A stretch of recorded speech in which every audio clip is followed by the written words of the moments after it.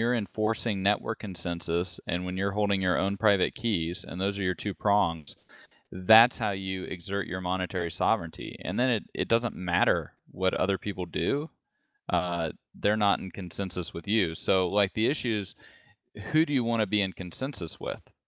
And I mean, how do you redeploy a network that's already out there on the size and scale that Bitcoin is? I mean, they can decide to run different consensus rules, but that doesn't mean that they're going to be in consensus with the vast majority of people using Bitcoin. PGP said they could, if the hashing power moves over to the segwit 2x one, the current one may be just not able to make the difficulty adjustment, and it'll all slow down and all that kind of shit. I mean, what do you think? Well, I mean, why would that even be an issue?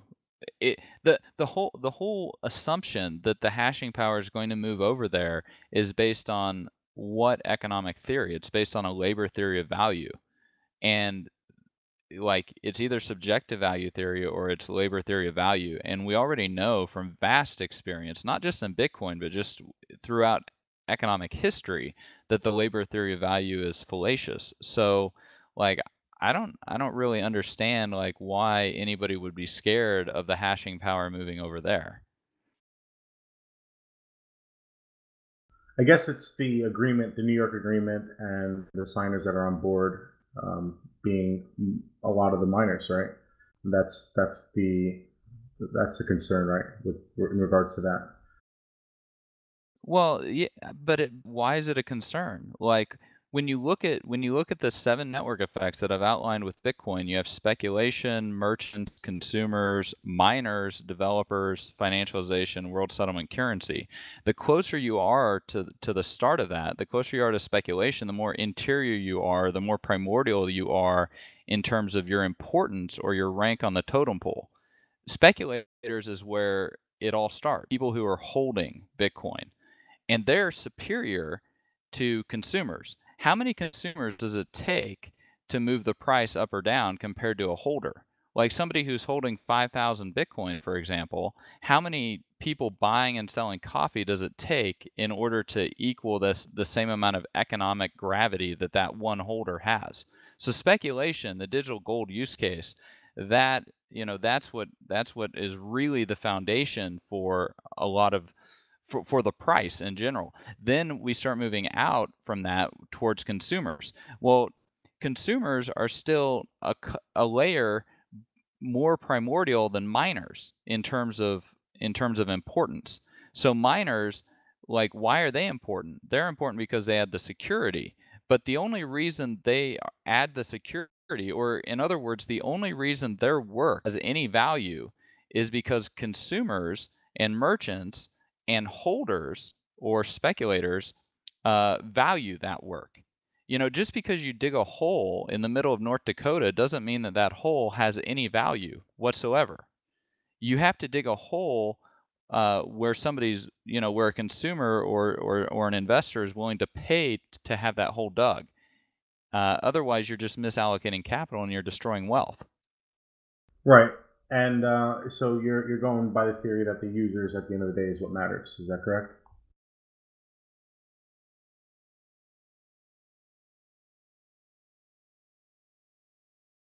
I mean, I agree with you, Trace. I mean, who gives a Oh, fuck if you so mine the shit out of some coin and nobody's using it?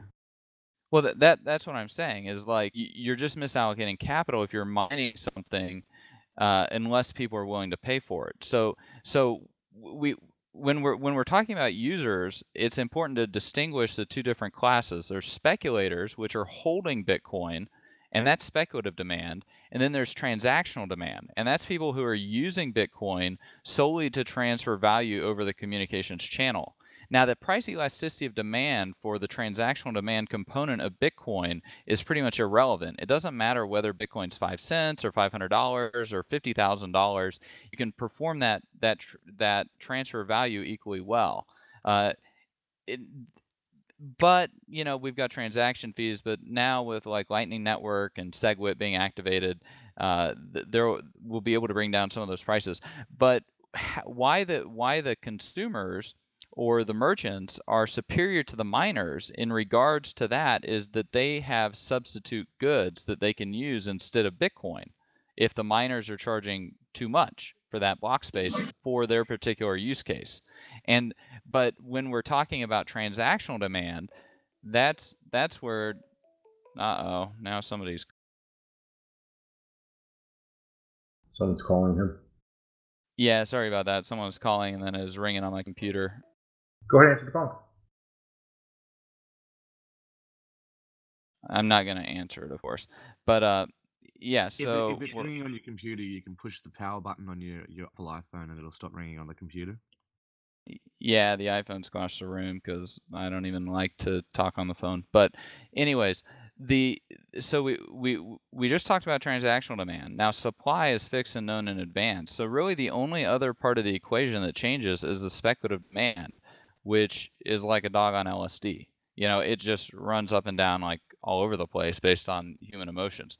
But uh, but so like this idea that we're going to have institutions or businesses that have allocated millions, tens and hundreds of millions of dollars to customized hardware, that they're going to go like dig holes in the middle of North Dakota that nobody's willing to pay them to do, with an instant opportunity cost that's easily switchable back to the main Bitcoin blockchain. I don't really see that happening, or if it does happen, I don't know that it's going to last very long because that's a huge opportunity cost. How then why are people mining BCH out of curiosity? Well, because that of backward BCH is a difficulty. Sorry to interrupt. Sorry. Because yeah. that I backward mean, difficulty adjustment. yeah. I mean, But it's still often less profitable to mine BCH than it is BTC, and yet it retains hash value or hash power. It does not. Look at the hash power Then chart. right now there is hash power on the BCH chain, even though it is more There's profitable to hash mine power. BTC. There's hash power, but there's not a lot. And when that thing does a backward difficulty adjustment, that hash power goes away for the most part. Even when it has a difficulty adjustment, which makes BTC more profitable to mine, it still retains some level of hash power, even quite a bit, like in the petahashes. It loses a lot, if not most. So it loses like 90% of the hash power, and then it comes back when it becomes more profitable mine after the stupid backward difficulty adjustment. I mean, yeah. Yeah, so let me address that. So what happens with BCH is you got the emergency difficulty adjustment, which decreases the hash power that's required in order to create a block.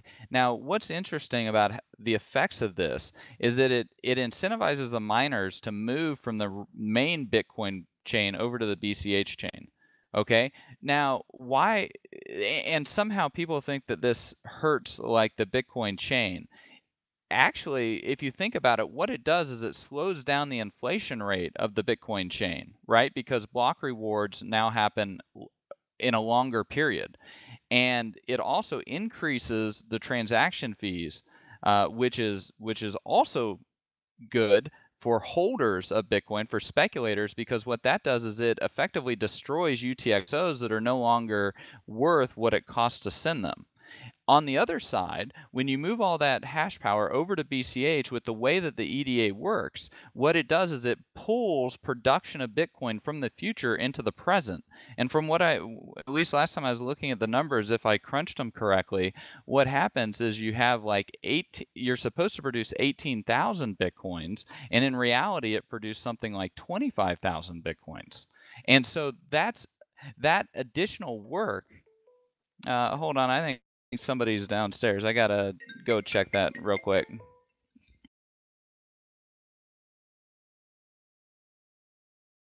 I'm enjoying this fresh perspective.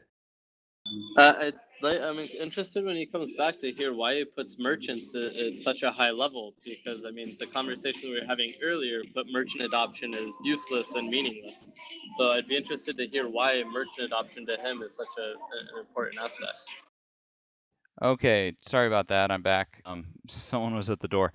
So what it does, you have this 25,000 BCH that's produced when really only 18,000 is supposed to be produced. So that's increased the money supply, right? That's a form of inflation. And effectively, who's that paid for by? It's paid for by everybody who's holding BCH tokens.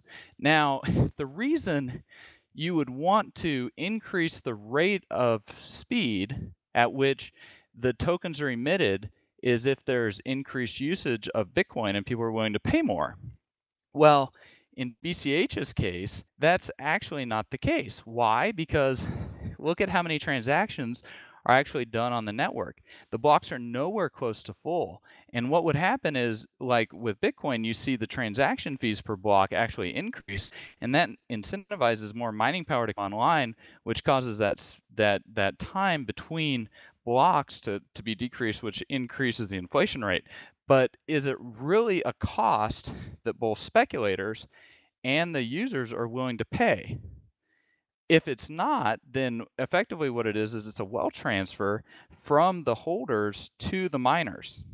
And so in BCH's case, because the blocks aren't full and there's not really any bid happening for the block space, what's happening is they're effectively inflating 7,000 Bitcoins BCH's worth of value during each of these adjustment periods for their benefit, to the detriment of all the holders of BCH.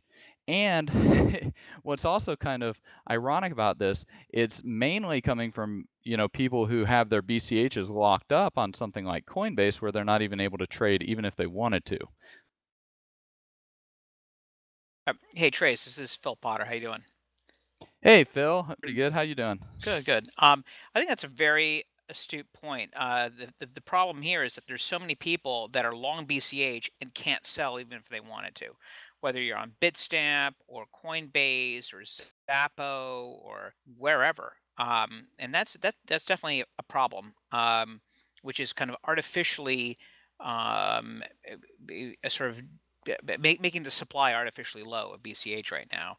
And you're exactly right. The EDA creates a situation where the oscillations over time are just going to bring forward the inflation, and which is really effectively a tax on the hodlers. And in this case, we have a lot of hodlers who perhaps don't want to be hodlers. Well, we do have a lot of hodlers that don't want to be hodlers. But what I think people really should do is they should get a class action attorney, and they should start suing all of these companies that are being unjustly enriched by having access to the BCHs that they're custodians of, but haven't actually given to the customers, to the people that they're holding. I would say in theory that sounds right. I mean, in the case of Coinbase, I mean, they said, look, we're going to give it to you. We just have to wait till January, because in their case, it's a very big operational headache. And I know it's the same thing with Zappo, because they have all these very complex security mechanisms surrounding all the keychains and this, that, and the other to actually release or emit the BCH to their customers is a big operational nightmare. Well, that is the moral hazard that the miners who've engaged in this fork have shifted onto the exchanges, but it's also the business that the exchanges are in. And we did it at Kraken, didn't have any problem getting it done. That's true, but I mean, Kraken took a very big risk doing it the way they did, especially having people who are margin long and margin shorts. It could have been pretty ugly. Well, I mean, but we still held all the keys at Kraken, right? So, but at the end of the day, what we're talking about is, something that multiple companies, like whether it's Kraken or Bitfinex supported BCH from what I understand. Yep. Multiple companies in the industry have been able to implement and apply this without losses very quickly, in a matter of a few days or even a week or whatever. And yet big holders, other companies are not able to get this done in like 3 months. What the damages are that you have this missed opportunity cost. And so wanted to sell at $600, and let's say that the price is $200 in January, and you're now able to sell, but for Coinbase not rolling out the I service to agree. do it, I you have think that $400 of damages. I agree. Look, people are going, but the point is that these services are going to admit the BCH before any suit could ever be pulled together, or any enterprising class action attorney can gather a reasonable class. So it's whereas I agree with you conceptually and in theory. I think in practice it's just people are going to get it. It's just delayed, and various companies can hide behind operational concerns that created the delays. I mean, this was foisted upon on exchanges. I mean, we had basically a week to prepare. I mean, yes, I guess we kind of heard about it, but nobody really took it seriously. And then, well, it became kind of a serious thing, and it was going to happen. And customers were pinging us saying, "I want my BCH," and we're like, well, fuck, I guess we got to do something about it. And Well, I that's think that was us, and that was basically every other exchange. And yeah, but it also highlights, who's got their technical competence together and who doesn't. I mean, look at like Bittrex. Bittrex did a great job with it too, in my they opinion. don't have margin on that, so. Well, I mean, like, it's still. Margin makes it very complicated. I mean, it really does, Trace. I mean, I don't want to get into it now, but that the peer-to-peer margin lending markets made it complicated for Poloniex, made it complicated for us. Kraken doesn't have a peer-to-peer market; it's just Kraken lending. So there's a lot of considerations. It was complicated. We tried a novel approach to try to make sure that we addressed the concerns as best we could, given basically 7 days to kind of craft a solution. It's not as straightforward.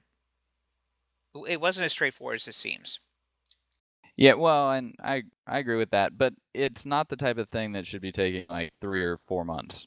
And if it does take I that agree. long, then people have missed out or potentially missed out on being able to have, significant profits. And, that's missed opportunity cost, and that's a form of damages, which when you're dealing with 750,000 BCHs, all of a sudden that can become, tens or hundreds of millions of dollars worth of damages. Yeah, I agree. Yeah, I'm just not sure how successful anybody's going to be on pulling together a class action suit, unless, of course, BCH basically goes to zero before January. Like people in Coinbase could complain, but I think it would be hard to assess specific damages. But nonetheless, I wanted to back up to another really interesting point I think you made, Trace, was that the point about high fees make certain parts of the UTXO set unspendable, and that is kind of effectively decreasing the overall supply. And I thought that was a very interesting point. I hadn't really thought about that before. Is there any analysis about that out there that you know Oh yeah, about? I mean, I've seen quite a bit of analysis. And anybody can look at the UTXO set, and basically what you do is you'd look at the UTXO set and you'd figure out how many bits it would take in terms of transaction size, and then you'd look at the current cost of the fees in order to get that transaction done. And from that you can actually see, like, based on where fees are at, how much of the UTXO set is basically worthless or worth less than zero, meaning that you can't move it for less than what the transaction fee cost would be. Right. And so, I mean, I totally understand like why people would be upset about transaction fees going up, because it destroys part of the money supply, and it's part of their money supply, right? Yeah, at the same time, there's that balancing act between, higher fees, definitely impedes usability of Bitcoin for a certain class of applications. But counteracting that, and I had never really thought about it, counteracting that is that the monetary supply is shrinking because the various certain amounts of dust, whatever, or your definition of dust is constantly changing based upon what the effective fees on the network are. I just have never seen any graphs or any analysis on this that kind of like shows, well, based upon these types of fees and this average transaction size, here's a graph of the total supply, based upon this fee assumption, that fee assumption, X, Y, and Z. I think that would be interesting to see. I've never seen it. Yeah, well, and we should also find that who does it harm and who does it benefit? Well, it harms the people who are using it much more for the transactional demand cases, the merchants and the consumers, but it actually accrues to the benefit of the hodlers. right? Agreed. Yeah. And so that's another example of where the closer you are, in terms of these 7 network effects, the closer you are to the very center of that first network effect, the more benefit you get overall from the Bitcoin system. Trace, I want to go back because you say, oh, they should launch a class action lawsuit, and I completely disagree with you. I think it would be completely worthless because at the end of the day, if you talk about an exchange like Coinbase, they listed Bitcoin and they have Bitcoin, and it's not up to them to go about supporting every single fork. I mean, what if Dash does a fork and there's Dash Classic? I mean, is somebody going to take a class action lawsuit against Finex? I mean, when does it end? And on top of this, they did say, look, we're not offering it. If you want it, withdraw. So it's not like users didn't have a choice either. Yeah, I mean it's a very I totally agree. It's a difficult philosophical and moral issue because effectively the miners are able to engage in activity that has moral hazard and shifts the costs onto the exchanges. So I mean, Yeah, I mean, I think I thought it was it's fucking bullshit that this was being pushed on us, and that we had very little time to prepare. And meanwhile, we're busy trying to roll out other things to increase the support, increase the reliability of the exchange and the throughput, and try to support our existing customers for our existing business. And here we're being this kind of like this fork was being foisted upon us now, and because BCH is at least uh, I mean, pretty successful by most any standard at this point. I mean, uh, everybody's happy with the free money they've got. It's going to just engender further forks. I mean, and the reality is that it's actually a great way to distribute a coin. Like Omi's Go, for example, is doing an airdrop for anybody that had Ethereum as of like what June 26th or whatever it was, and but no, that's wonderful, great way to market your token, but it's a huge pain in the ass for exchanges to have to implement and do the math and and credit and uh, it's a yeah, I mean major. if you're gonna do it responsibly, kind of like Byteball has done, in my opinion. They've done a very and Stellar also did kind of an airdrop, and you've got Bitcore, BTX. But I mean, I think 2018 is going to be the year of the fork because basically you can have a bunch of cheap Chinese knockoffs where the people who do the knocking off are able to shift onto other parties basically all the costs of doing that, right? Like they can make Bitfinex pay to support the coin, Exactly, it's free, and it's free to so it's a them, form of moral hazard.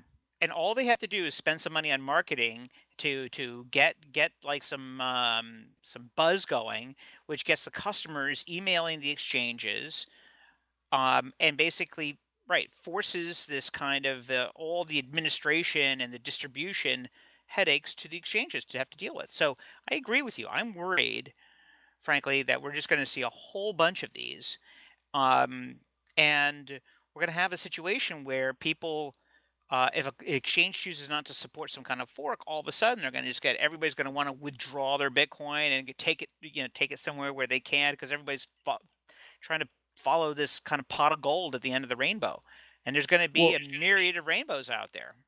right, but that actually might be a benefit and not a bug, right? Because what this does is I actually think, the exchanges perhaps even, change the user agreements or the terms of service so that it specifically is agreed to that the fork benefits go to the exchange, perhaps as like some type of a storage fee or custodianship fee or something. But what that would do is, okay, so yeah, we have a lot of people withdrawing coins now, but that's great because I think having lots of bank runs on a regular basis is a good thing because it keeps everybody honest, It, because everybody should be holding it the coins that does. they say they have. It But does, except when you're dealing with exchanges that are like ourselves that deal in margin, and people are short, long, people are borrowing the asset, and so all of a sudden you could have people who are short BTC USD, and all of a sudden everybody's long BTC USD. They're pulling all their coins off the exchange because we're not going to support the BCH split. So everybody wants their coins. So all of a sudden the people that are short are going to find this out. They have no borrow, and they're going to be bought back in. There's going to be a big short squeeze as a result of that. So I agree for like a place like Bitstamp that doesn't do leverage, it's a no-brainer. You choose to support it or don't support it. You're basically bank. It's 100% reserve. It doesn't matter to you as an exchange or your users whether or not your Bitcoin reserves whether or not your customer Bitcoin balances go to zero or stay at 100,000. But when you're running an exchange that's got margin trading and allows people to short, it's a much more complicated issue to try to maintain a balance such that you don't completely fuck your users. Well, that's, I mean, it's anytime we start getting into any type of fractional reserve or even margin for that sense, it's There's kind of no going against. wait. There's no fractional reserve going on here. People need to people are short. They need to borrow Bitcoins in order to be short. And on our platform, the term limit, the longest term you can have on a loan is 30 days, but a lot of people are borrowing it 2 days, 3 days, 4 days. And when it expires, it automatically goes in and borrows again, whatever the rate is. But the issue here is that what happens if there's just no one that's willing to lend because no one's willing to keep coins on the exchange because because that exchange is not supporting the split or the fork. And that's a problem because then you forcibly have to buy in all of your shorts because we are not operating a fractional reserve system. You cannot be short unless you have a borrow. And if no one's willing to lend because all those people are long and are pulling their Bitcoins off because we're not supporting the fork, well, that's a problem. That is a needle that exchanges like us have to thread very carefully. And and Kraken too, and other. It's a potential problem and a potential powder keg. But also it's a potential for entrepreneurs because those who calculate correctly, they profit, and those who calculate incorrectly, they have losses. And when we have a lot of forks like this going on, or airdrops or whatever, where you need to hold the private keys, and if exchanges decide that they're not going to be supporting the forks, or in other words, that they get to the benefit of the forks to accrue to them instead of the people that they're custodying assets for, then what that'll do is it'll change the economic calculation that people have in terms of holding Bitcoin themselves, the private keys, versus holding on exchanges. And all of this helps go into how we actually price the Bitcoins, right? And it kind of makes it more complicated, and all of that adds entrepreneurial opportunity, which further incentivizes even more of these network effects to grow with the Bitcoin network. I agree, and that's why I feel like, but yeah, you're totally right about that. But when you're running an exchange that deals with margin, there are a myriad of nuances associated with handling these types of forks. And at the end of the day, I feel like we probably should and have to support all of these things as they come down the pipeline. I think that's how we're going to do it. And we're going to develop a procedure and process to do that that's going to be more elegant than what we had to deal with last time when we had 7 days notice. But it still kind of sucks that anybody running a project that invests some money in marketing dollars can get their coin distributed and put in the hands of all these people, and basically pushing that custodian cost off to, or rather the operational cost off to exchanges. And any exchange that chooses to tax it, more than any other exchange does, well, they'll all of a sudden see a huge outflow of Bitcoins, which, again, if you're not running a margin-based exchange, is totally fine. But when you are running a margin-based exchange, it's problematic for a lot of reasons. And it's, that part of it just sucks. That's all. Well, I don't disagree with you. Did we have any questions from the room? I think I saw some of those in there. Wow. Well, I just want to say, I agree with PGP because, when we saw the BCH thing coming about, coins were withdrawn and the rates went through the roof. And that's just going to lead to massive short squeezes because when those contracts come up for renewal, they're then at rates they can't afford. And but I've still got some of my Bitcoins lent out at 0.71% a day on Bitfinex because of that now. And let's not forget that, like PGP said, it's a 30-day maximum term loan, and BCH was thrust upon the exchanges with only 7 days, with about a week's notice. So guys who had their coins loaned out for 30 days, like a day before the BCH announcement, like it just, this whole thing causes so many issues, and especially to the P2P lending market. It's a mess. It's very complicated. It's not the same as any other exchange. Trace, what do you think about the whole idea of free money? Because this annoyed me. Like when BCH just kind of existed, and it just existed at this price, it just like this market cap just kind of fabricated out of thin air. It's like we haven't had all these new dollars come on the exchange. Where's this, this suddenly all this, unfucking claimed wealth come from? Well, that's a far more interesting question, like theoretically, because how I kind of look at it is, we have eBay, and then eBay spun off PayPal, and we had both eBay and PayPal, and shortly thereafter, the market cap of both were higher than eBay was before. And so in this case, I think what we're seeing is you have this spin-off of BCH, or the fork, and since everybody's kind of got some of it, it's got immediate network effects because it's got a bunch of holders, and then some services started using it, and then you had a bunch of confusingly similar terminology, like calling it Bitcoin Cash versus Bitcoin. It's like they're so weak in their own assessment of their ability to run their fork that they need to like leech off of a different project's name or whatever. But that confusingly similarness to it, all of these things that which might have been a form of brand damage, but then afterwards we see both Bitcoin and bcash higher than they were before, and sitting around a combined market cap currently of close to $5,000. So I think what we're seeing is there was a lot of uncertainty in the market about how forks would be treated, and like problems that they could cause, and like all types of things like this. But we just went through one, and the world didn't end for Bitcoin. And so maybe that resolved some of the investor uncertainty. Plus, segwit got activated and all this stuff. So more capital comes in. So we don't know how all the capital is flowing around. I kind of look at it. It's a dividend that was paid for with brand damage to Bitcoin, but even then, that's only in the short term. In the medium to long term, I think it further cements the Bitcoin brand as being what it is. Yeah, I agree. What doesn't kill you makes you stronger. I mean, it didn't kill Bitcoin because they had very strong two-way replay protection built in. I mean, I think that that's what made this kind of fork. It's kind of an airdrop spin-off, whatever you want to call it. Ultimately manageable for exchanges. It was, but the reality is that with the upcoming sort of segwit 2x situation, where there may, it remains to be seen, but there may not be significant support on both sides of that, and there's no replay protection planned for that. So that's going to be a complete clusterfuck. What do you think about that? Yeah, the not having the replay protection is going to be, it's like I don't think that's very nice to new users.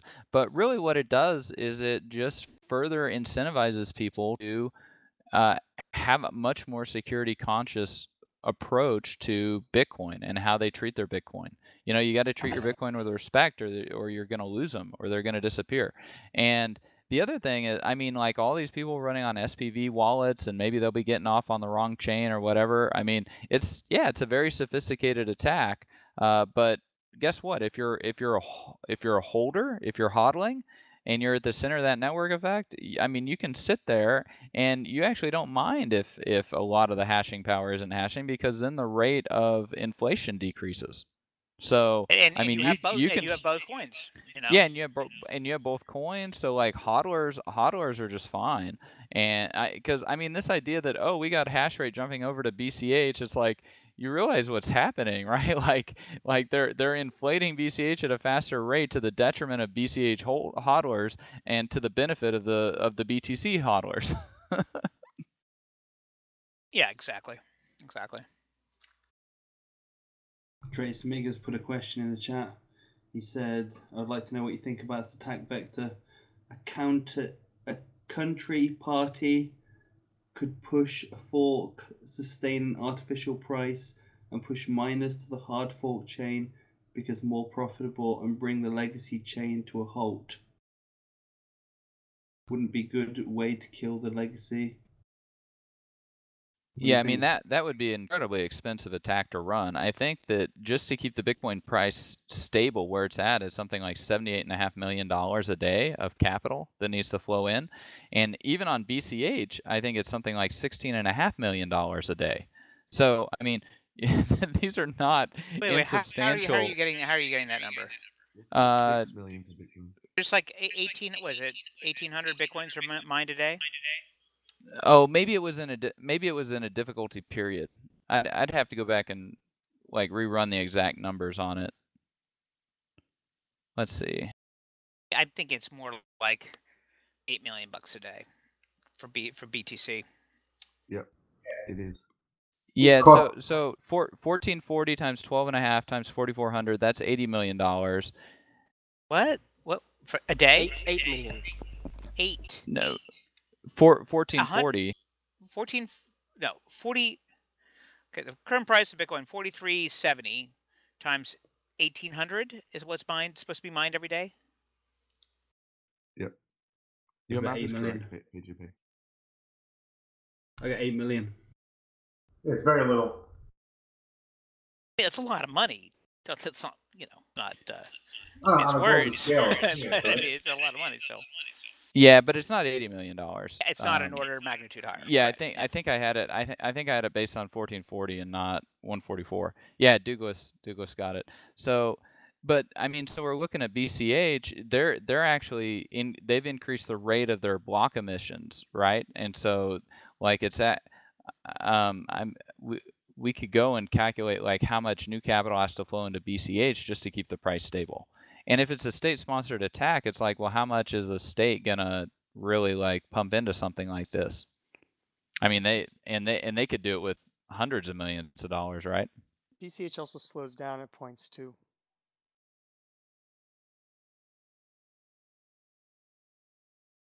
At the beginning of mining mini blocks. Yeah. Well, it's more than made up for it. I mean, they're way ahead of Bitcoin now in terms of block height. Yeah. I mean, that's kind of like this non-symmetrical EDA is definitely a bit of a clusterfuck. It's wild. Yeah, it's a total mess. But they got a hard fork to fix that. Yeah, I mean, they're at like 120 difficulty. They've had 1,616 more blocks than core. Like if you're 1,600 more blocks.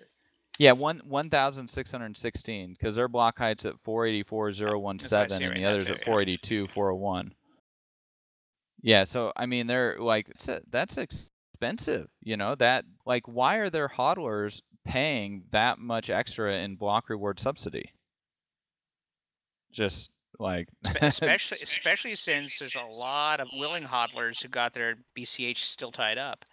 Right, unwilling hodlers. Yeah, because I mean, you look at the fees. The fees are the difference is like 1,724x, like between the fees per kilobyte with bcash and with core. So like obviously the people who are using bcash for transactions, they aren't willing to pay, and so the hodlers are having to pay, and like prioritizing people sending transactions over hodlers, well, I just like you're getting your network effects out of order.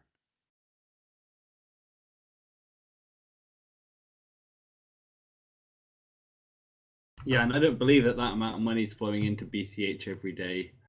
I just can't believe it myself. I mean, the way I think about it is that most of their value for like all these coins comes from Bitcoin. They buy it with Bitcoin, they sell it with Bitcoin. I mean, I don't know what the volume's like on the two, but I always think its value really comes from the value of Bitcoin. Yeah, I mean, you look at I was looking at one of the miner addresses on BCH, and they're holding something like 10,000 BCHs in this mining address, and they just keep accumulating more in there. So, and they haven't been moving them. So, and there's some other addresses like that. So I think some of these miners are not only are people buying BCHs, but the miners are also holding the BCHs that they otherwise probably should be selling to meet their fixed expenses. So they're Yeah, that's also exactly kind of what's happening. speculating on BCHs going up. Those miners are retarded. Well, I mean, the issue is like how long, like how much value does the BCH chain actually add, right? And that's one of the reasons I really like transaction fees and as a metric to determine like fundamental value, because what other metric do we have to measure the value that a blockchain adds? We don't have any other metric where people are actually paying hard costs to use the blockchain. That's what we get with transaction fees. Even with the block rewards, it's a form of inflation, and so like that's a little bit more fuzzy. But with transaction fees, I mean, we see what people are actually willing to pay to use it, and how many transactions do hodlers actually have to engage in, Yeah, right? Like they don't have to engage in I transactions very often. but there's a problem with that theory. Isn't there a problem with that in that the miners can manipulate the fee market, which they're probably currently doing now?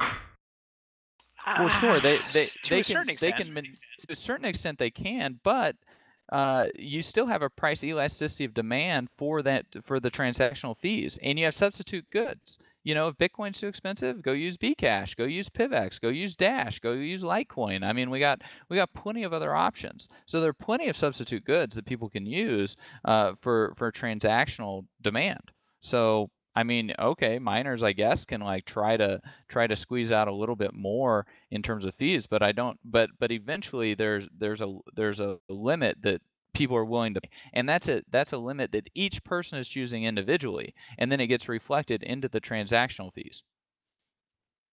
Nobody wants to eat at a restaurant where it's easy to get a reservation. Well, maybe if they run a Bitcoin exchange and make a ton of money, they can be like that, right? But in some senses, like the reality is the fact that there's so much competition for block space and people are willing to pay as much as they're willing to pay, I think is bullish, not bearish for the value proposition in Bitcoin. I think that's kind of an a priori assumption surrounds that kind of viewpoint, but that's the one I subscribe to for sure. Well, you're correct, Phil, because everybody, like, you can always pay less to use Bitcoin, right? Like just because fees are high now doesn't mean that they'll be high tomorrow, or they'll be high a week from now or a year from now. If people are unwilling to pay those fees, then the fees will come down and it'll naturally adjust. It just gets in the way of using Bitcoin as a transactional currency for relatively small everyday type purchases. I've always felt that is like that use case is really, that use case is a red herring, but today at least. But it does get in the way of that use case. All others, for hodlers, for large cross-border transactions, payments, things like that. The fee inflation here that we're having, I don't think is a problem at all.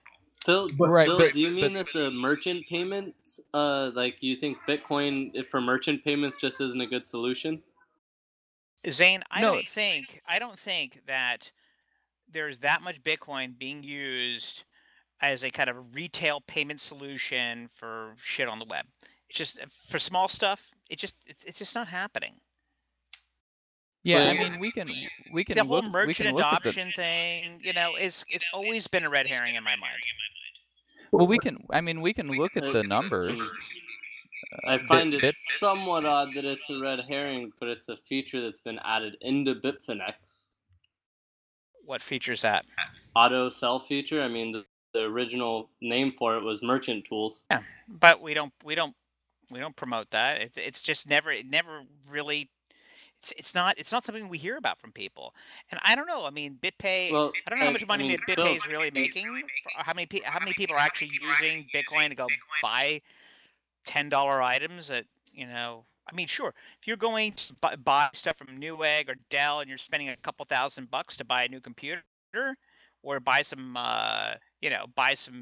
mining equipment or what have you, and you're paying hundreds of dollars, thousands of dollars, you don't care about a $5 transaction fee. Phil, I remember the discussion where we talked with Raphael about implementing and turning live the merchant adoption feature, the merchant tools feature.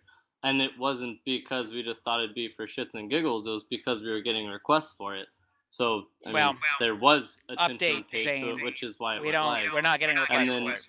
And then furthermore, beyond that, along with many of my friends and many other people, use Bitcoin every single day for those payments.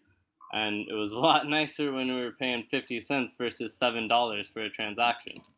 I don't disagree. I just don't think that the sort of like consumer to merchant transfers of Bitcoin is a big part of the picture. I agree it's part of the picture. I just don't think it's a big part of it right now. It just isn't. We're still in that speculative phase, and Bitcoin certainly has utility for transferring large amounts of money cross-border between people, what have you. But the fact that people are willing to pay $5 for a transaction right now could be an indicator that Bitcoin doesn't give a fuck about merchant adoption right now, or for small size merchant adoption, for small ticket shit. Bitcoin doesn't care about that. Can I rewind for 1 sec? I just wanted to touch on Trace's theory that transaction fees may be a good metric to find the correct price of Bitcoin. I don't know, because if you look at any type of efficiency upgrades on Bitcoin, like segwit or Lightning, things like that, those things drive down the fee market, so that would be bearish for Bitcoin. But well, I mean, it wouldn't be bearish, because you'd get increased usage in terms of those merchant use cases. So you're going to be increasing the network effects. But I'm just like, what metric out there, like blockchains, they don't have EBITDA, right? Like, I mean, how do we value these things? Is kind of the question I'm asking. And so that's why, well, one metric I like is being able to value them based on how much people are willing to pay in terms of transaction fees. But with things like SegWit and Lightning Network, these are going to increase. It's going to be like compression. So more people are going to be able to use these. We're going to have additional layers. So more people overall are going to be able to use Bitcoin as a result of those things, which means that they're going to have to be coming in and out. They're going to have to be open, closing Lightning channels. I mean, imagine if instead of having a single transaction where somebody's buying like a $500,000 gold bar, and so they're willing to pay $7 for transaction fee, instead you're opening and closing a Lightning Network channel where you've had $50 million worth of transactions go over it. And so now it's people who are operating lots of Lightning Network channels that are completing for the block space instead of just one single economic transaction. Yeah. Flipper, you wanted to touch on that? Yeah, I mean, I just want to say, because I mean, Dash just the other day, maybe yesterday, I think it hit 0.98. The people are valuing that at almost 10% of the value of Bitcoin, and yet the blocks are empty. Per Dash, it's not 10% of the total value of Bitcoin. But the blocks are empty, and it's the same like NEM, Nobody uses these things. They're scams. Yeah, it's like nobody's using these, and like so many of the top coins on the market. It's like Ethereum Classic. You look on this coin market cap at these coins, and you go and look at the block explorers. They're empty. They're dead. It's vapor. They're just speculative vehicles. That's all. Well, I mean, we had Webvan and Pets.com and like all this stuff, and a lot of capital got misallocated, and then the crash came and the tide went out, and we found out who was swimming naked and who wasn't. Like we have a lot of speculative money in the Bitcoin and blockchain space, and I mean, who knows when we might have a sector-wide change again, where we have a bear market and where we get to shake out a whole bunch of these players. That's well said, Trace. I agree. I mean, we're in that speculative fervor moment. It's like the .com bubble, and it could go up 10x from here. All this shit before we have that sort of reckoning. That's I mean 10x. Yeah, I mean, we had $0.3 trillion in the tech bubble height. We were only at like 115 billion or 150 billion or whatever it is right now the whole entire crypto industry market cap. So I mean, we could see a 20x increase in market cap across the board on all these coins, and then maybe we would start be getting frothy and everything. Plus, we're in a totally different environment now with quantitative easing and negative interest rate policy, zero interest rate policy, all the misallocations of capital, the implosion of the current system, just the financial innovation and wealth creation that is happening. Like we do have fundamental wealth creation happening in all of what we're doing here. So, you know, some of this is speculative fervor, but some of it is genuine wealth creation. And another big part of it's wealth transfer. So, you know, we're in the right industry at the right time, and you want to be long more than you want to be short, in my opinion.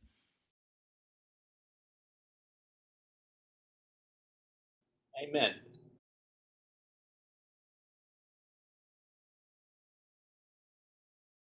Speaking of which, is that the dip?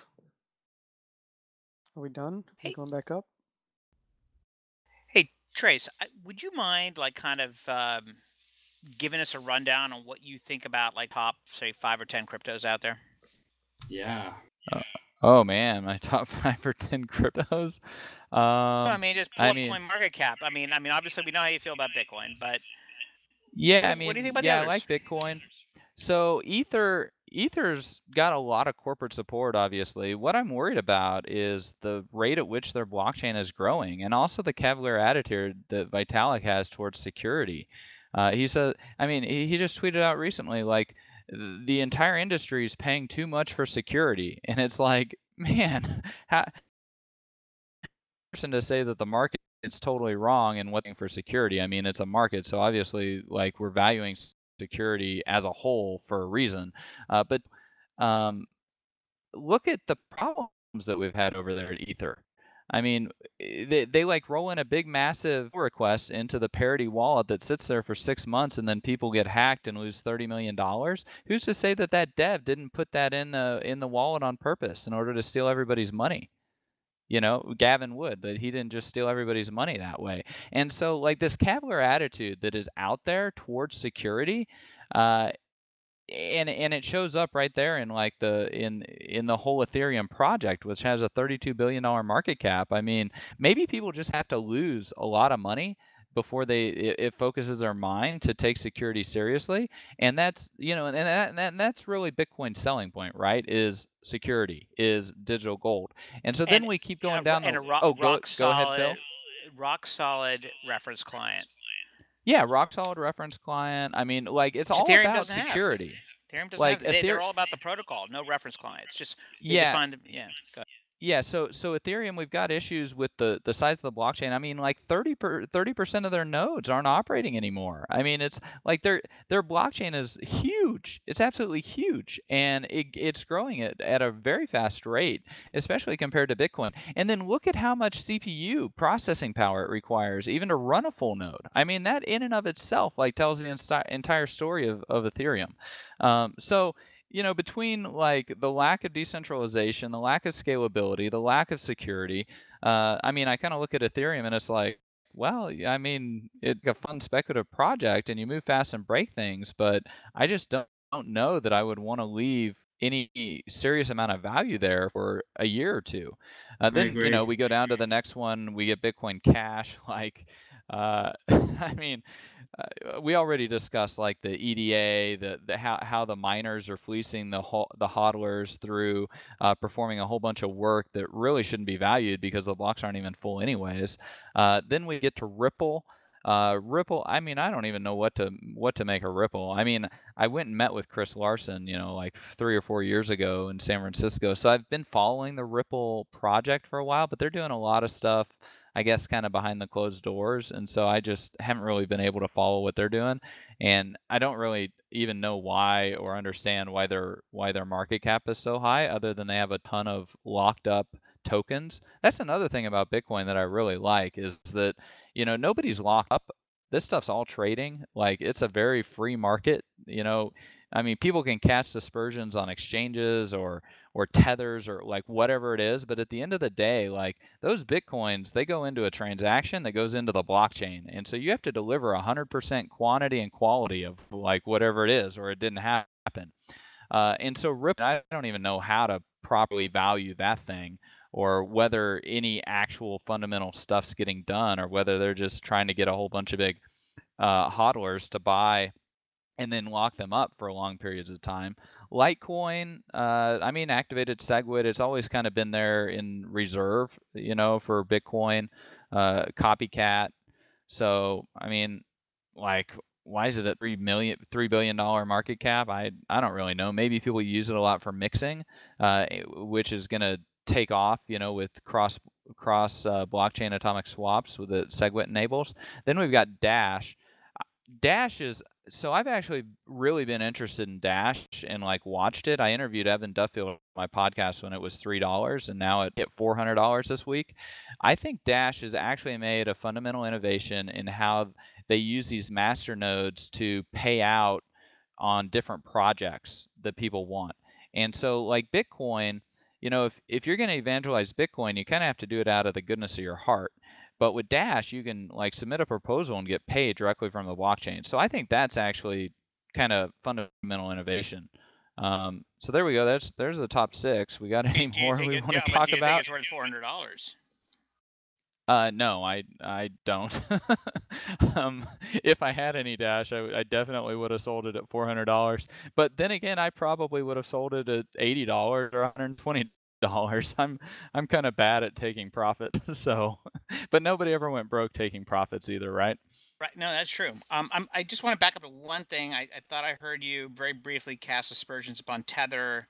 I'm a principal in Tether. I just want to know what your issues with that product are. Well, first, I haven't done enough research on it. I read that article that I'm sure that you read, that like 100 million of them got created or whatever. It's all FUD. And I just haven't, I don't have any tethers. And so like I don't have a monkey, like it's not my monkey, not my circus type of thing. But the point I'm making is that if people do have tethers and they buy Bitcoins, and then like the Bitcoins have to show up in the blockchain, right? So like we've got a free market. So regardless of because you're able to settle into this immutable blockchain. So regardless of any of the other issues that are swirling around out there, like whether it's U.S. dollars or whether it's the bank or like whatever it is, like or tethers or Dash or whatever it is, you can settle into the blockchain and you can know that you've got Bitcoins and you can run your full node and do your own network consensus and hold your own private keys. And so that's really changed our risk-free rate and kind of changed our numeraire in terms of like, what is it that is actually a risk-free asset out here? I mean, is Ethereum a risk-free asset? No. Look at all the issues that it's had.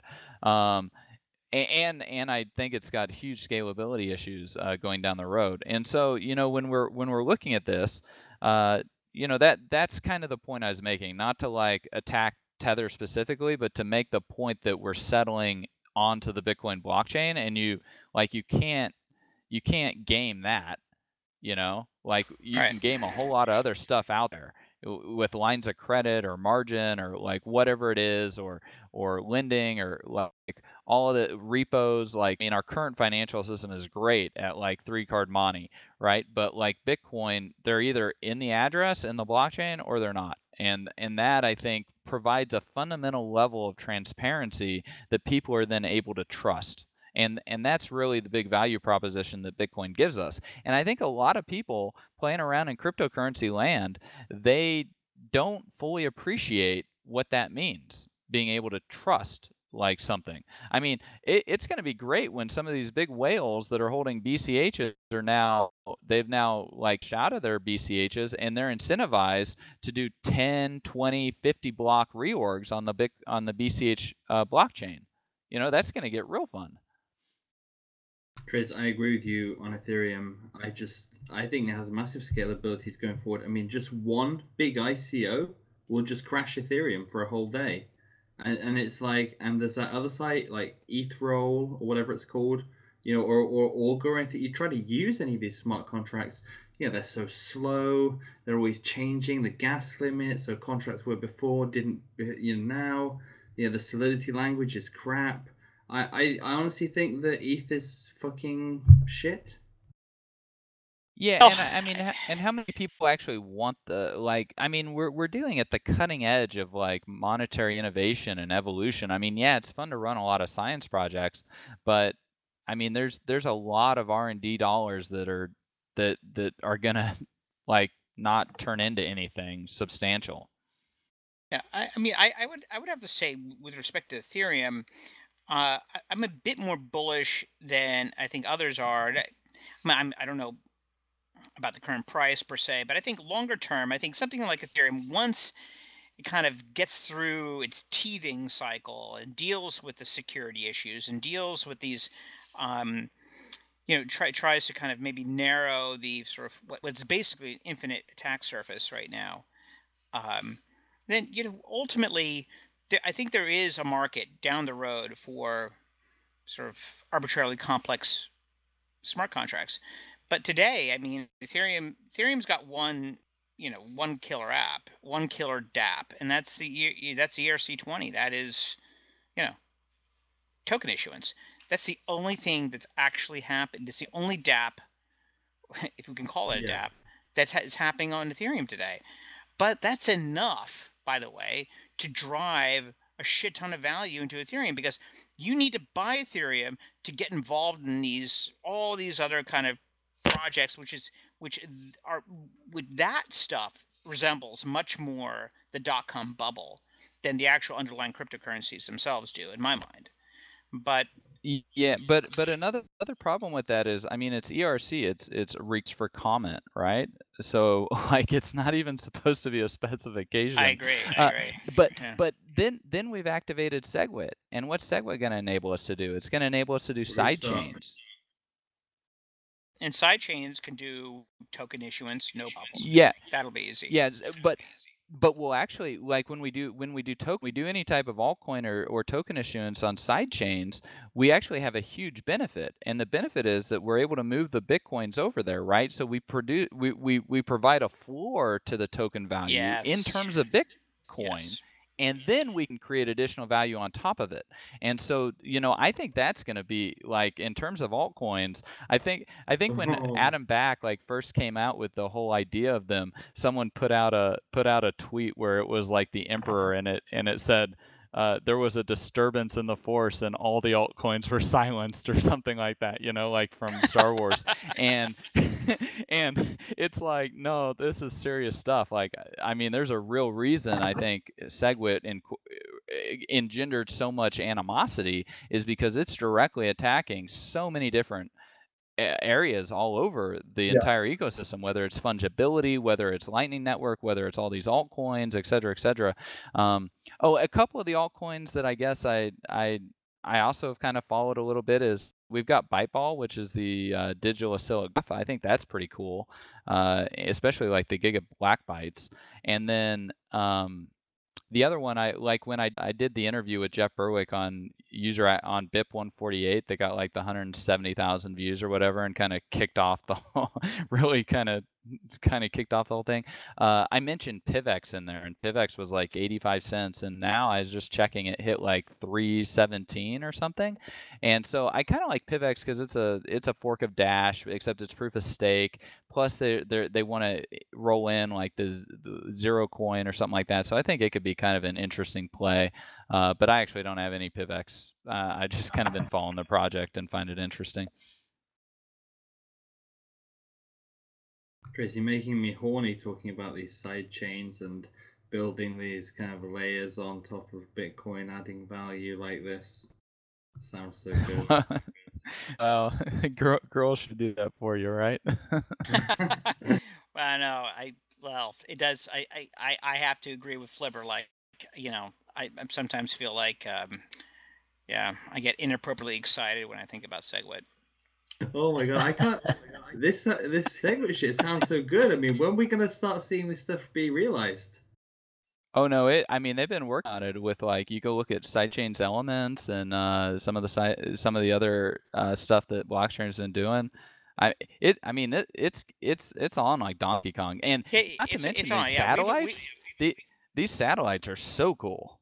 Yeah, they are cool. I mean, I think people have been kind of downplaying that, but that is a really interesting piece of infrastructure that I think that the world and Bitcoin cryptocurrency needs in general. But I was going to say that from Bitfinex's standpoint, like we're been in touch with, we've been working with Lightning developers to try to implement Lightning on Litecoin, and of course now it's going to be possible on Bitcoin. But I know that we're not the only exchange that's very keen on trying to be additive to that process and trying to create help create markets for for Litecoin for Lightning transactions. So it's happening, it's coming. It just, unfortunately, everything takes time when it comes to software development.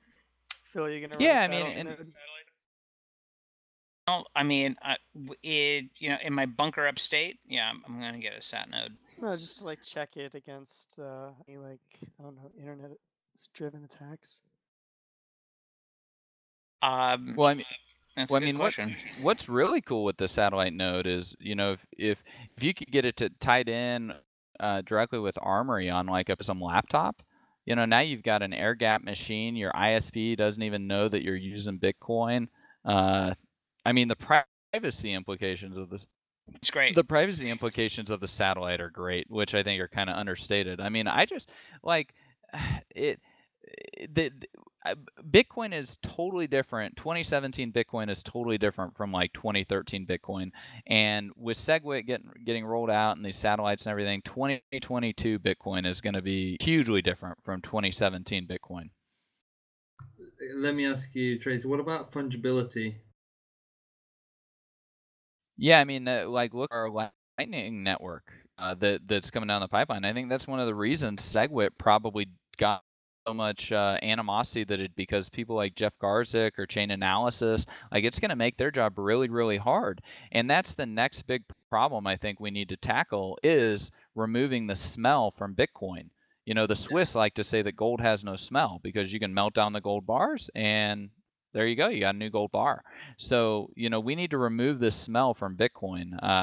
And, that's probably the next big step to do. But there's a lot that SegWit can do to help us accomplish that, especially with Lightning networks and cross-blockchain atomic swaps and some of these other things.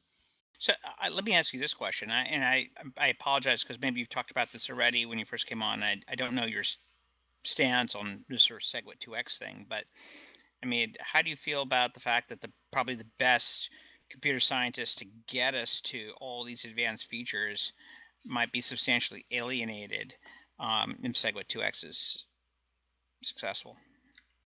Well, I just don't see SegWit 2x getting any significant uptake. Oh, okay. I So mean, okay. So you're in the camp of people that doesn't think it's gonna how succeed. do you roll out and up to a network as big and diverse as Bitcoin that's been so widely deployed in a matter of a couple of months? I mean, like it's just that's a really hard thing to do. I just don't see that happening. I mean, I was reading over on our BTC, like some guy sent his BTC to his BCH address, and now they weren't showing up in his Trezor wallet, and he's like all freaking out because he can't find his Bitcoins. You I have mean, no idea how much of that shit we deal with right now. oh, So many people are I sending mean, Bitcoin to BCH addresses and vice versa. It's fucking crazy. yeah, I mean the Bittrex CEO, he tweeted out like if you do that, we're not gonna find your bitcoins for you. So I mean, like the sheer amount of human capital that has to get upgraded in terms of like people being able to learn like what's going on, the intellectual distribution that has to take place, and all the different languages that it has to take place in. Like you really think a couple of companies are going to be able to roll this out? A couple that at the end of the day are pretty small fry. I mean, like Stephen Pear's blog post about BitPay, they do $1 billion a month of transactions. I mean, how much Nothing. volume does It's how much nothing. volume does Bitfinex do in a day? right? Or BitGo, they've processed $1 billion like a month or something like that. It's like, well, that's nice, but we do about 10 billion a month. More, actually, about 12 now. yeah, I mean, like you're hurting a bunch of ADD ferrets on meth, honey badgers. I mean, like, I don't see anybody being able to marshal the community that quickly, because the community is just so widespread. There's so many different interests. I mean, how do you get the nodes out there? How do you get people to trust your software? I mean, especially if it's not out there in the open and the development's not out there in the open. Like, look at the Parity wallet, $30 million I agree. loss. I mean, it's just you don't get people to just like trust your software. I agree, Trace. It takes a lot of time. I was talking about this earlier as well because I mean, Garzik's reputation on what he's coded so far, and I'm looking at him, and then I'm looking at the core developers which have looked after everything so well. It's like I have a lot of trust and a lot of faith in them, and I don't want to give that to somebody else. Well, I was talking with Greg Maxwell last week. I was having lunch with him. I was, really congratulating him on getting this satellite out, and he made the comment. He's like, "It's Jeff Garzik against my army." I mean, go look at the release notes on 0.15 or 0.14.2. I mean, we've got hundreds of people who've contributed to Bitcoin Core. Like, I mean, anybody actually done software development? It's like playing Django with a bunch of math in your head. I mean, just loading all of that source code into your brain to figure out how it works and then keeping it fresh and not being stale. Like, I mean, that it's huge amounts of resources that are behind Bitcoin. I mean, you're not gonna just all switch over to 2x. I mean, sure, they can go ahead and do the fork, and we might have another bcash on our hands, but bcash I mean, with no replay protection. Yeah, bcash with no like this will be fun, and maybe that's what it takes. A lot of people losing a lot of money, to take some security seriously and understand why they should like the core team. You think it's irresponsible of them? Who?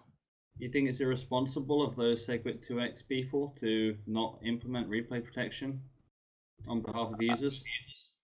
I think there's a lot of things that they're doing that's very irresponsible. I mean, at the end of the day, users, you want to be in this space, you got to put on your big boy or big girl, and it's all about the software you run. From what I understand, 0.15 is banning like BTC1 nodes or whatever it is. So, like, at the worst, you just totally ignore the segwit 2x chain. Like just ignore it. And I actually find it interesting that bcash is able to I mean, why did they have to go and copy all the Bitcoin Core code? Like, why didn't they just write all their own code? Yeah, but I think it's really funny. I think the code maintenance, the upkeep. I mean, you look at Bitcoin Core. I mean, they're merging pull requests every 6 hours. I mean, that kind of, like you say, mental Jenga, holding all that code in your head and putting it together and merging these pull requests. I mean, that's a tall order to keep up with that.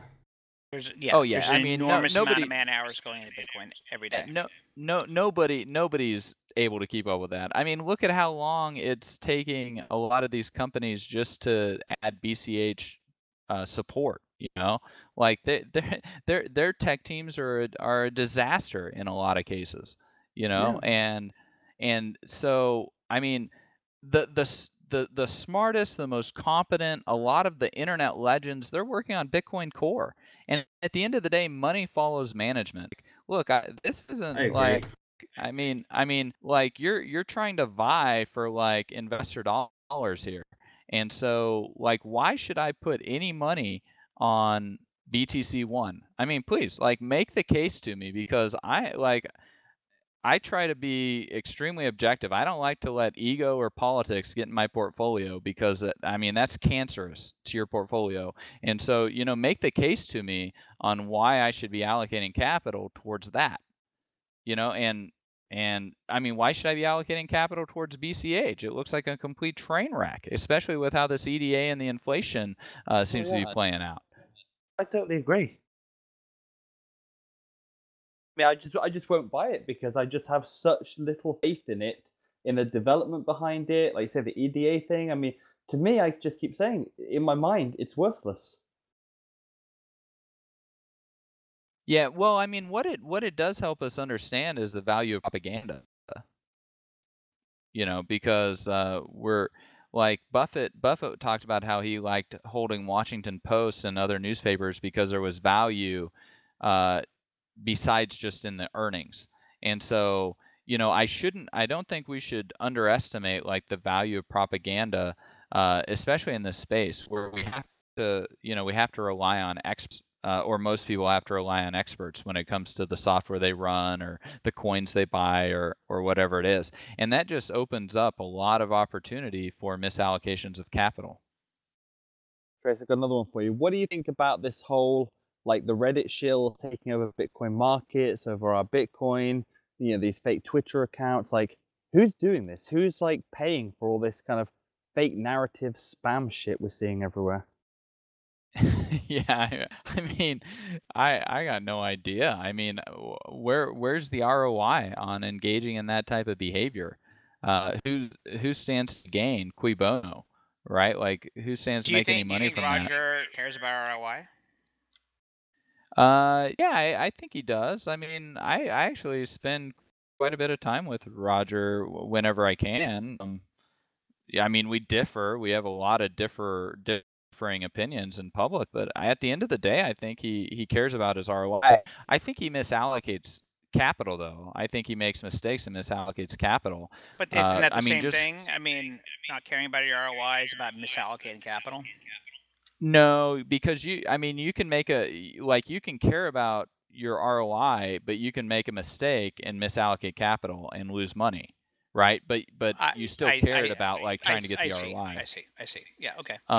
And so I think like in Roger's case, I mean, oh my gosh, like you look at Bitcoin.com. I mean, how much did he buy it for? Having a full-time team of like 32 people, how much cash has he burned? You know, and been burning cash when Bitcoin was like $600, right? So had he just put all that capital into Bitcoin and sat on it instead of like burning it into Bitcoin.com for a hobby, I mean, that could be like 40 to 60 million dollars, maybe even more. I mean, I don't know. I don't know what his financials look like over there with that thing, but one thing I know is that you know you can only take losses like that for so long before you have to get capital from somewhere else, like whether it's a state sponsored attack or whatever. Not and I don't think and I will say I don't necessarily think that like all this Reddit stuff or even Jihan for that matter. I don't necessarily think that they're state sponsored actors. But for whatever that's worth. What do you what do you think about the so-called um uh what we call it the can't find the right word. I'll come back to it.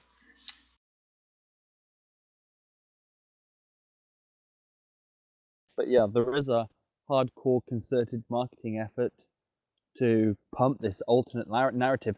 Another one that gets me is this whole blockstream core narrative. You know, you see Jihan pushing it, Roger pushing it, Olivier pushing it, all the shills pushing it. Yeah, I mean that's I mean I don't like really you're gonna like go after Dr. Back, who's cited in the Tor white paper and the Bitcoin white paper, who's been like a cryptography political activist like before you were born, who like mentored David Chaum on anonymous digital cash. I mean, really? I mean, if anybody's got street cred, it's Dr. Back when it comes to like cypherpunk stuff. I totally agree. And as you say, money follows management, and those people working on core, it's like I'm against segwit 2x, but if core said, oh yeah, you know, we're gonna go ahead with this, and we're gonna, you know, I would follow core, and you know what the core developers want to do. I don't follow Barry Silbert and this agreement that was like made to sidestep all these people. Yeah, I mean, I agree with that. You have to, unless you're gonna write the software yourself or you're gonna read and audit the software that's out there, you have to give your proxy vote to somebody, right? And so, who are you gonna give your proxy vote to? Are you gonna give it to Jeff Garzik and all whoever's behind him? Are you gonna give it to the bcash team? Are you gonna give it to the PivX team? Are you gonna give it to the Dash team, the Monero team? Or are you going to give it to Bitcoin Core? Are you going to diversify it among a lot of them? I mean, you got to figure out where you're going to give your proxy.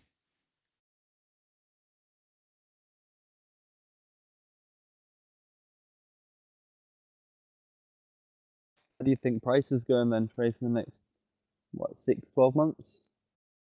What was that? Where do you think prices going in the next 6 to 12 months? Oh man. Well, if we look at the 200-day moving average, it's around $2,000 for Bitcoin.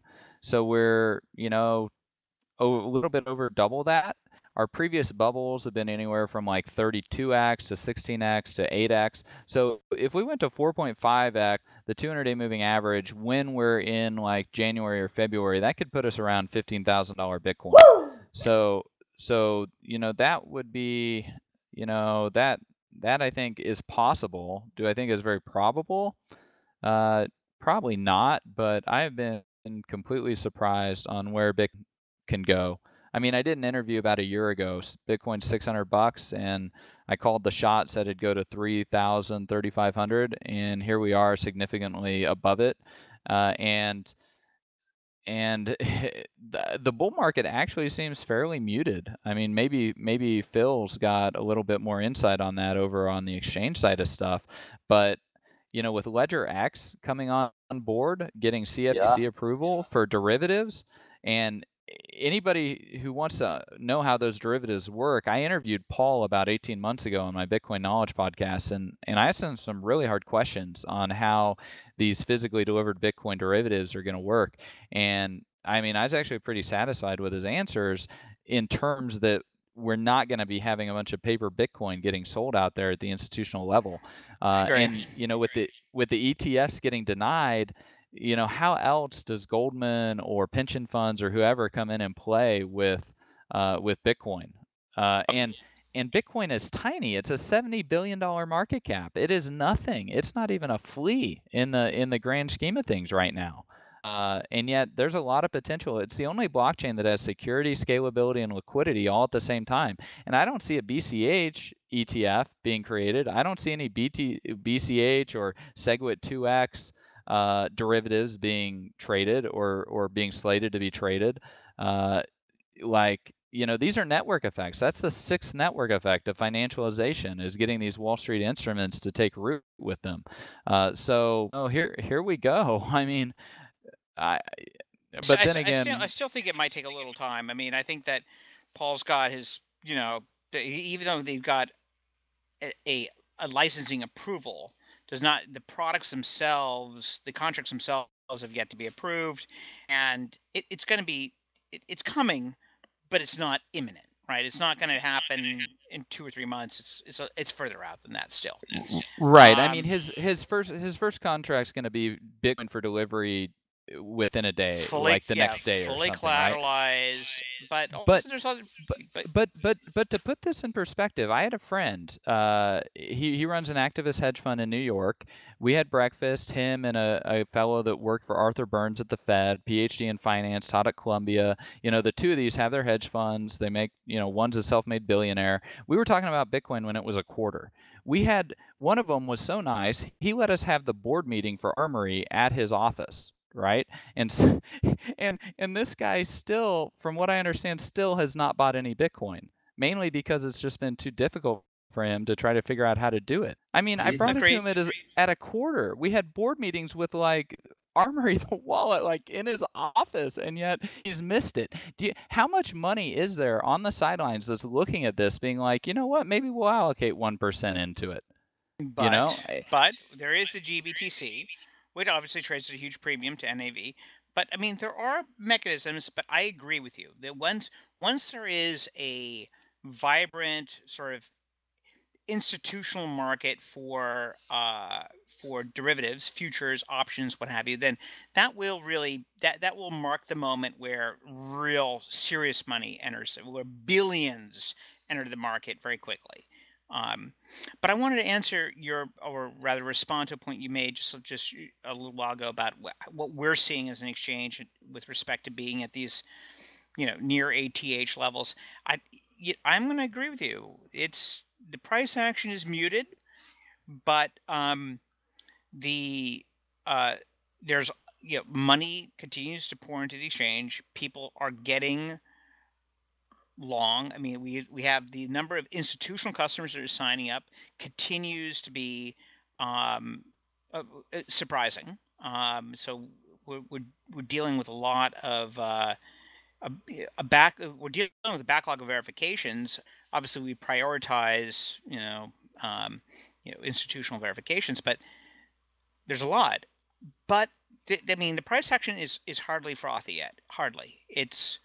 I would say that based on where we are right now, I could very easily see us at 10,000 in the late fall. Only because we've made a very good base at these levels. And, every attempt to sell it off, there's been sharp attempts, but we've had really, really strong bounce backs. And I think it looks really bullish to me. Yeah, it looks bullish to me, and I mean the volumes, the liquidity looks bullish, and then you get things like BCH. I mean, think of how much demand that's actually created for additional Bitcoins, right? Because anybody who's selling their BCH for BT, like you still have to deliver those BTC to the blockchain. That's true, and we're basically at $5,000 a Bitcoin when you take that into account. Yeah, well, it makes me wonder how much of the Bitcoin price has actually moved up solely because people are trading their BCHs into BTC. That's a good question. I don't know. Because that dries up part of the saleable Bitcoin, right? Because I mean, we've got Bitcoin that's lost, we got Bitcoin that's in deep cold storage. Is that kind of just bringing forward demand that was there but was kind of like muted because of the fork? I don't know. It's hard to analyze that. Yeah, I mean, we don't really know because I mean, the question is like, well, where did this quote unquote free money come from? I mean, that it was somewhere in there, but you created this asset that then somehow got a bid, and now since it's got a bid, like you actually have to deliver BTC for these BCHs. I mean, one of the things I love about altcoins is the ability to acquire more BTC with them. Because like why play around with Dash unless you're actually going to increase your net worth and as it's measured in Bitcoins, right? Yeah. I said Bitcoin is it is the reserve currency of crypto, isn't it? It's how everybody accumulates. Like when I got my bcash, I obviously had and its price was instantly at this level, whatever. My USD value was suddenly a lot more. And when I wanted to preserve my USD value, I sold my bcash because I keep my value in Bitcoin. Yeah, I think there's a lot of that, unless people are just emotionally charged, or whatever. I mean, in my case, I'm treating the bcash like if I actually sell or trade the bcash into Bitcoin, I treat that as a tax recognition event, and so I'm actually going to be taking quite a bit of bcash and turning it into dollars to pay taxes, but also to purchase other things like real estate or whatever it is, just so that I'm a little bit more diversified. But I mean, everybody's playing a different way. But I'm also acquiring some BTC as a result of it too. So I mean, I kind of look at it like, man, this is a very interesting dividend type day. Whatever. I mean, I'm just surprised that Bitcoin is as high as it is, despite all of this craziness that's going on around it. Well, so there's another thing I think, which is kind of germane to a lot of the people that are in this Teamspeak, is that everybody here, a lot of people trade, these so-called, derivatives, whether it be on BitMEX or OKEX or whatever, but a lot of people here are basically naturally long crypto because that's what they move around and use as collateral for their trading. And so I always thought it's very curious that when somebody says, well, I'm short, I'm like, well, are you short or are you just flat?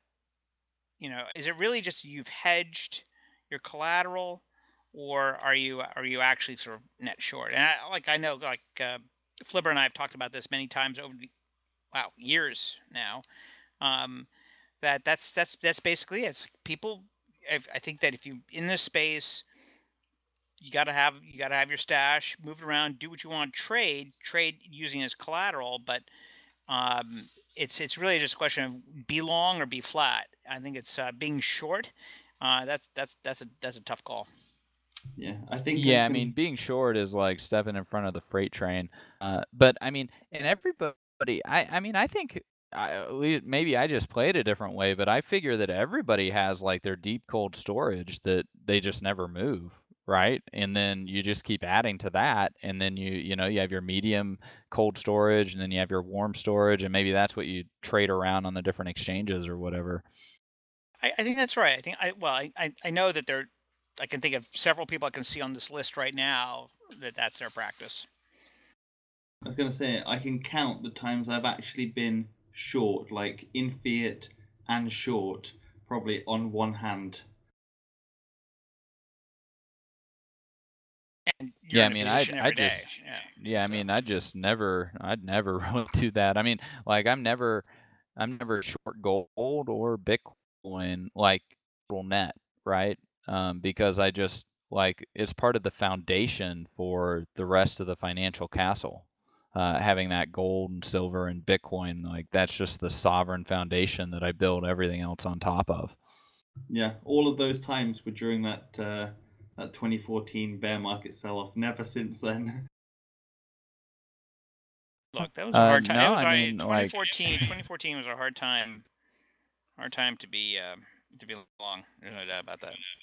I mean, I was buying the bejesus out of all this stuff in, you know, during that time frame because I got businesses that are not crypto related that throw off cash, and so I just take all that free cash flow. I mean, I buy Bitcoins every month and continue adding to the cold storage, the deep cold storage. So, I mean, maybe I'm just a little overly bullish on Bitcoin, but it's worked out well so far, you know, since I got into it back when it was very cheap. Yeah, and there's people in here which have, you know, also the same. They buy every month through the GBTC with their IRA and whatever. They don't even care what price. They just keep buying every month. What do you guys Yeah, I mean, where else do you put capital, right? Like, I mean, I don't want to put it in bonds. I don't want to put it in. I mean, I don't even really want to put it in real estate. So yeah, I mean, Bitcoin is just so easy to deal with compared to all the other investments out there. What were you saying, Quimmer? I just wanted to touch on the issue that we have at hand here, the global uncertainty of North Korea. It looks like Bitcoin reacted to that, and I thought that was really interesting. We may be seeing Bitcoin really take hold of that safe haven asset class. We never really saw that correlation, but as soon as that started getting press, we saw a nice little rip up on Bitcoin along with gold. I thought that was pretty interesting. Yeah, I wonder what could happen to the bcash price because from what I understand, a lot of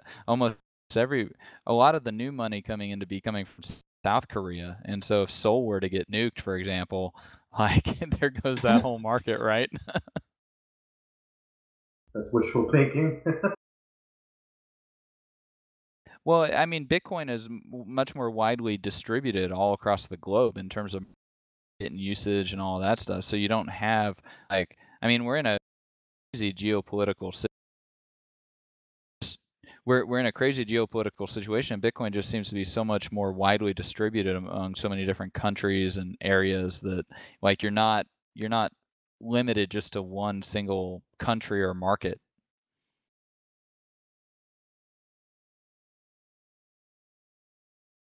All right, guys, I got to sign off. I got some kids I got to put to bed.